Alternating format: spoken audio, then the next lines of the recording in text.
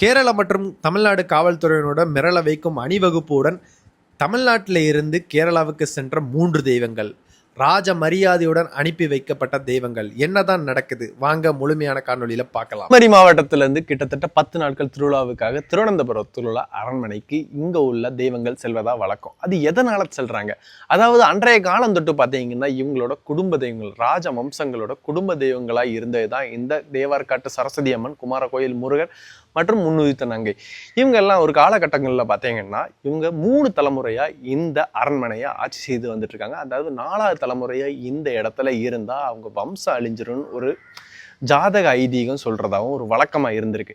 அந்த காரணத்துக்காக இவங்க பார்த்தீங்கன்னா நாஞ்சில் நாட்டை விட்டு வெளியே செல்றாங்க. நாஞ்சில் நாடுன்னு சொல்லும் போது கிட்டத்தட்ட நெய்யாற்றங்கரை வரைக்கும் நாஞ்சில் நாடு தான் இருந்திருக்கு.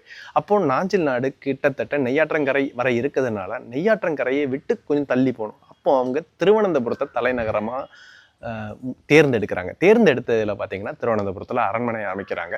அன்று தொட்டு பார்த்தீங்கன்னா இங்க உள்ள தெய்வங்களை அவங்க அங்க வர வைக்கிறாங்க அந்த 10 நாட்கள் நவராத்திரி திருவிழாவுக்காக. இந்த நவராத்திரி திருவிழாவுக்காக 3 தெய்வங்களும் எப்படி அணிவகுத்து செல்றாங்கன்னு பார்த்தீங்கன்னா, முதலாவது பார்த்தீங்கன்னா தேவார்காட்டு சரஸ்வதியும், 2வது பார்த்தீங்கன்னா குமாரகோயில் முருகரும் பல்லாக்கில், 3வது பார்த்தீங்கன்னா பல்லாக்கில் நம்ம முன்னுதித்த நங்கையும் செல்றாங்கன்னே சொல்லலாம். அப்படி செல்லும்போது அந்த தெரு வீதிகள் சுத்தமாக இருப்பதற்காக முன்பாக 2 யானைகள் செல்லுதுன்னே சொல்லலாம். யானை சென்றால் அந்த இடம் சுத்தமாகுங்கிறது அன்றைய காலம் தொட்டே ஒரு ஐதீகன்னே சொல்லலாம். யானைக்கு பின்புறமாக ஒரு வெள்ளி குதிரையும் செல்லுது. தெய்வங்கள் வருவதற்கான அறிகுறியை தெரிவிப்பதற்காக இந்த வெள்ளி குதிரை செல்வதாகவும் சொல்றாங்க. அது மட்டும் இல்லாமல் இந்த 3 தெய்வங்களையும் எங்கெங்க செல்லுதுன்னு பார்த்தீங்கன்னா, தேவார்காட்டு சரஸ்வதி மட்டும் அரண்மனைக்கு செல்வதாகவும், மற்ற 2 தெய்வங்களும் வெவ்வேறு இடங்களுக்கு செல்வதாகவும் சொல்றாங்க.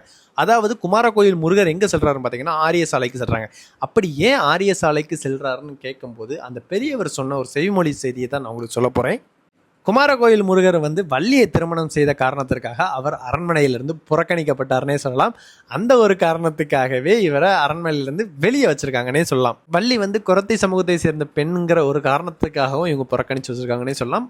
முன்னுதித்த நங்கையை புறக்கணித்த காரணம் என்னவென்றால் பத்திரகாளி ரூபத்தில் இருப்பதனால அவங்க அதை தெய்வத்தை வெளியே வச்சிருக்காங்கன்னே சொல்லலாம். மாதிரி பல சுவாரஸ்யமான கதைகளை அடுத்த வீடியோவில் சந்திக்கலாமா? இந்த நவராத்திரி சம்பந்தமான அனைத்து விஷயங்களும் அடுத்த வீடியோவில் உங்களுக்கு நான் சொல்கிறேன்.